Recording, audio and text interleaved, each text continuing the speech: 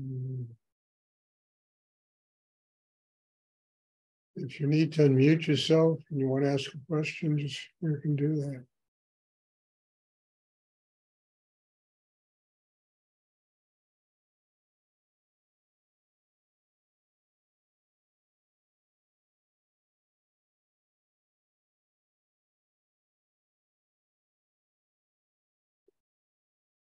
People really complicate everything. And the answers to most, problems and questions people have are very simple. There are things that we do in our ordinary life that are applicable to what it takes to have a spiritual life, things that we are so aware of that are essential if we're going to succeed in life. The same principles apply to opening in oneself, building a system inside that can connect with God, putting in foundation, putting in base, coming back to basics all the time so that we can draw from the basics and use them to improvise, to expand ourselves, to allow ourselves to go to much higher levels of consciousness. The answers are simple. What does every human being want? I don't care how much they talk about power and politics and money. And beneath all of that, every human being they want love. They want to be happy people. And I don't care who they are. And supposedly people in high-powered positions are supposed to use their position, to better the life of other human beings. It's supposed to make them happy, that they can do some good in the world. And of course, it all gets twisted. The mind gets involved, greed gets involved, personal images get involved, and all of that destroys the process of inner growth, of ever really becoming happy, having joy and love, and to be able to live that way. And, because that is the answer right there. All of the stuff and this and the drama and it equals one day I want to be happy. And I think that goal is tantamount to everything. It's above everything else. And yet it's buried so deep inside people that most people never arrive at that kind of understanding of their life. They arrive at a financial understanding. They arrive, the rent is due, the mortgage is due. I got to go to the grocery store and get food. And I'm not negating those things are required in order for us to live here. But beneath all of that, there's a fundamental need in every human being that truly justifies their existence, and that's just to be happy. Be a happy person. God is love. How is anyone going to be happy or be with God if, there's no love inside them, if they haven't amounted to a place in themselves where they can just keep their hearts open? Deal with all the pressures in life. And as I always say, give to Caesar one's due and give it with gratitude. Instead of resenting that you have to give to Caesar, the rent and the money and the, clothing and do it. Thank you with gratitude. That's a very high level of working out one's karma. And yet so many people, or so few people, give to life that way.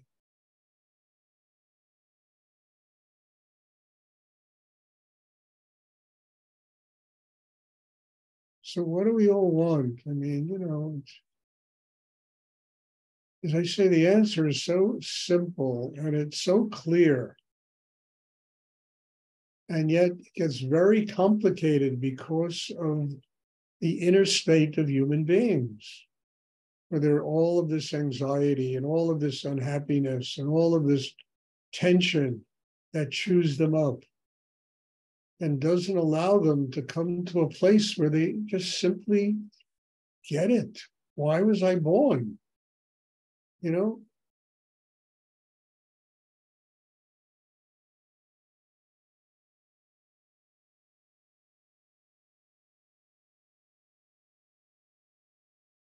It's like that movie. I don't know if you've ever seen that movie, Citizen Kane. It's a wonderful movie. And it's about this. It's about, at the end of the movie, what is Rosebud? It's a sleigh when he was a kid and there was innocence, And it's about, in many ways, going back to that state that we brought into the world of love, of innocence, of sweetness, of, joy.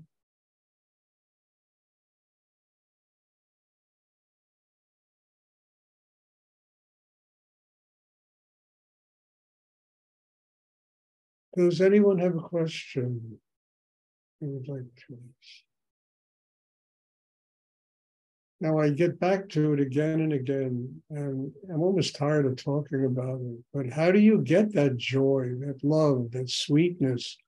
How do you have innocence in you without it being ripped away by all the madness that goes on in the world? You have to build it. It's not something that just is there. It has to be built. It has to be developed inside a human being. And all of this meditation is to do that. That's it. This is not a religion. This is not some cult. This is not some theocracy. It's not, I'm sitting here in my apartment, talking into a computer. I mean, that's what it is. It's learning how to do this. It's like somebody in the other class mentioned something about Nityananda, it had to do with the, that everything is, it's, anyway, so I told him, I said, look, well, anyway, everything is predetermined, That basically what the essence of the question was. And I told them, I said, look, Nityananda was right on. Every moment is predetermined about how we're going to live. And Rudy added to it. He added a technique of meditation that can teach one how to get into a state of openness, so that these predetermined moments, this karma that gets worked out, it's worked out because we use our will to build a system that will connect with the will of God.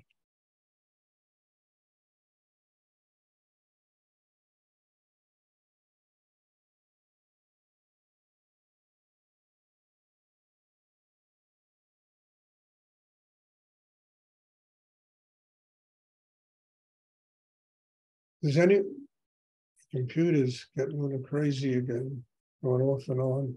Does anyone have a question they would like? Is this clear? I hope it's clear. I talk about it a lot, but it has to be talked about because it's really at the root of all human endeavor. And without it, we live in a mad world, and everybody should know. Just pick up a newspaper and see how crazy the world is.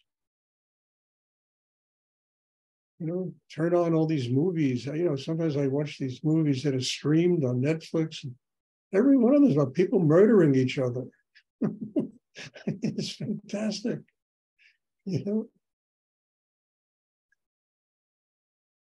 The world is crazy. It's crazy for only one reason. People are crazy. They haven't yet transformed the anxiety, the insecurity, the fear, the tension in themselves to an open heart. Once that transformation takes place, one's life gets a lot less crazy.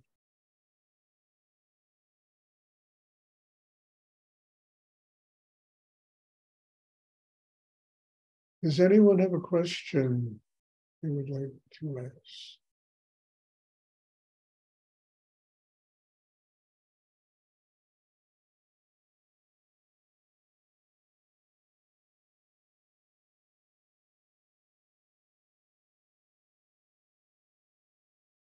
Okay. I have just as I've been talking, in just a little bit over a month, I'm going to be having a retreat here.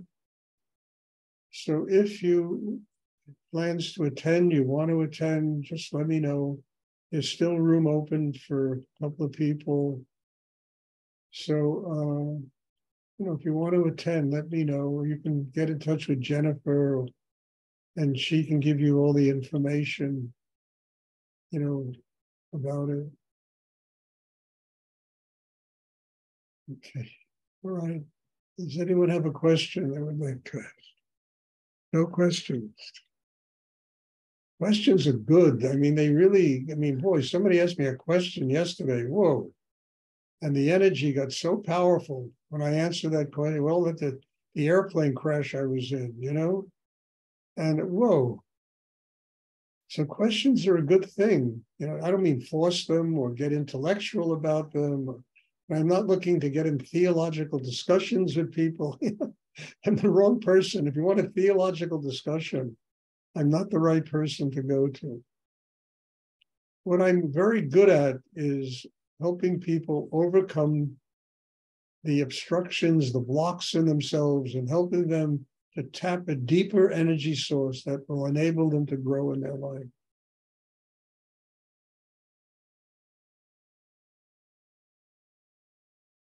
And it's not something I ever think about. It's just organic to so many years of doing Rudy's practice and having organically grown into a kind of energy force that really has to do with transformation, growth, inner evolvement, need to be with God, need to have a spiritual life.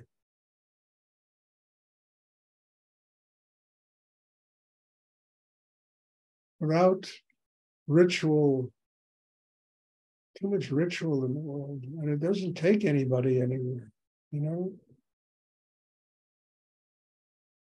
Getting down to the basics. With Rudy, got down to the basics. Stuart, I have a question. Yes, Bob. This piece that you brought up, as far as Nityananda speaking of things being predetermined, it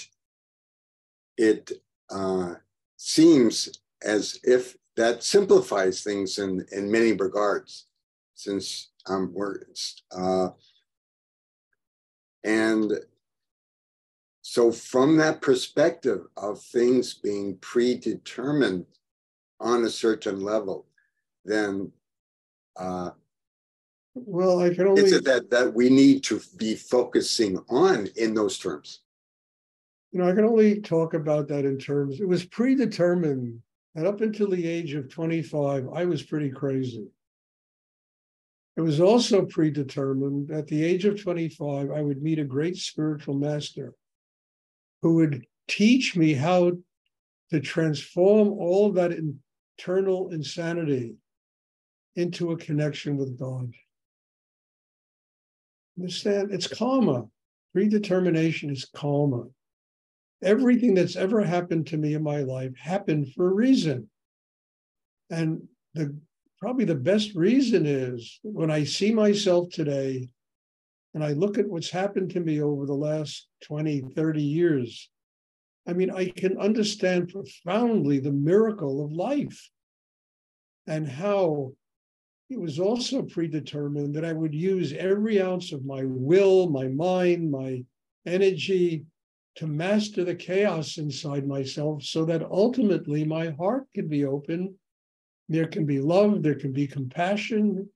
All of this is predetermined, including the insanity I lived through when I was a young kid, a young guy.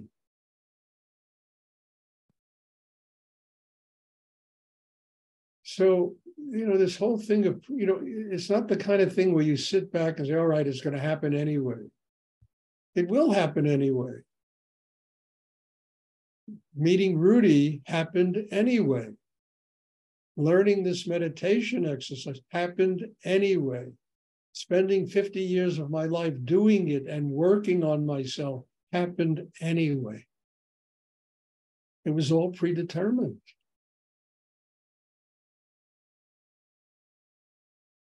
Now, all of you know this exercise. You know about Rudy. You know about Stuart. God knows I talk about myself enough. And you can profoundly understand what predetermination is. You have this exercise. It's also predetermined how deeply you use it to grow, whether you take it for granted, you assume, or you really take advantage of all the miracles that God puts in your life. That's also predetermined. Everything is predetermined. Understand? Non-growth, depression, negative, it's all predetermined. And it's there for a reason, to teach us about ourselves and what we need to truly do to get a spiritual life. And that's also predetermined. When people go, oh, that light bulb goes off, and you go, oh, so that's what it's about. Predetermined.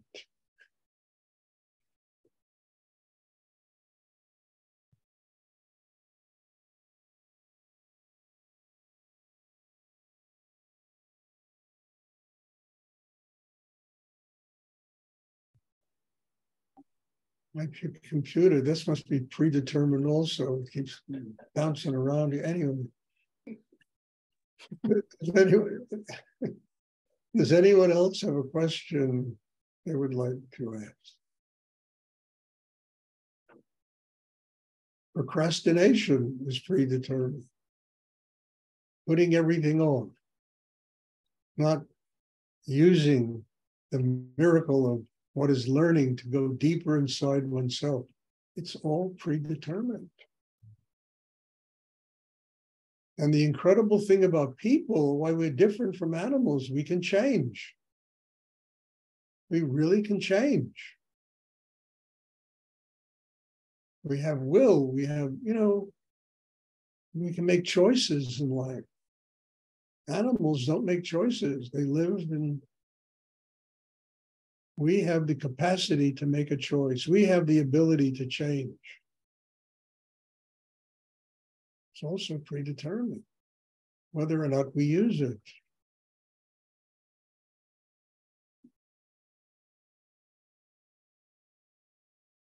So what are the things that are not predetermined? Nothing but everything. Everything, including this computer of mine that keeps, everything is predetermined. Everything. And what does it matter? I mean, if you're going to get all wrapped up that I don't have to do it because it's all determined for me, then this is what you got. If you say, okay, predetermination also means I can change. I can make that choice that I want to really change inside myself. And then doing it, it's predetermined.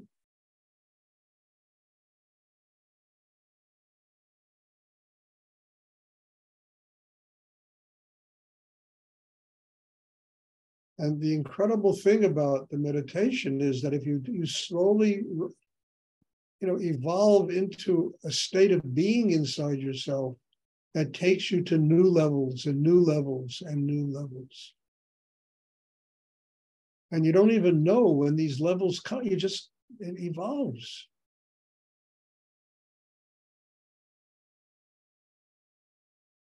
I once said years ago, and I agree with it, enlightened people don't know they're enlightened. They just live that way. And if they know they're enlightened, in order to become enlightened, they're going to have to surrender the knowledge of their enlightenment.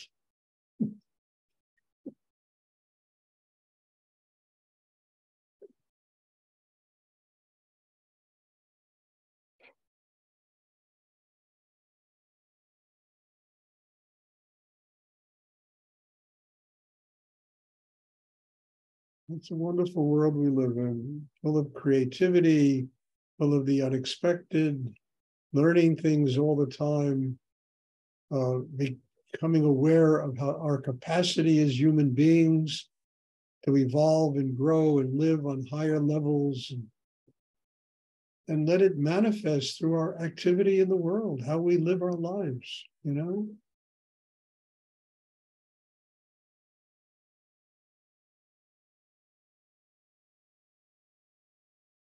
Does anyone else have a question? I would like.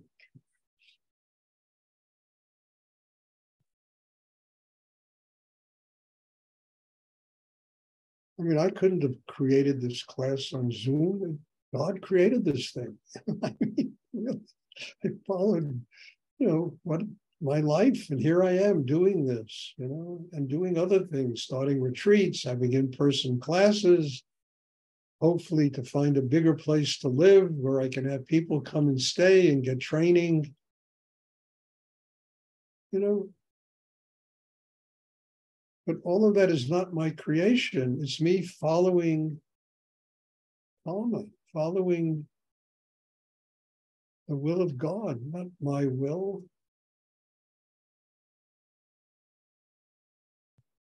I mean, I find that a lot of people that want to be teachers of this work, there's a difference between being a teacher, having a position, and lording it over other people, and being a teacher and using it to surrender everything, including being a teacher.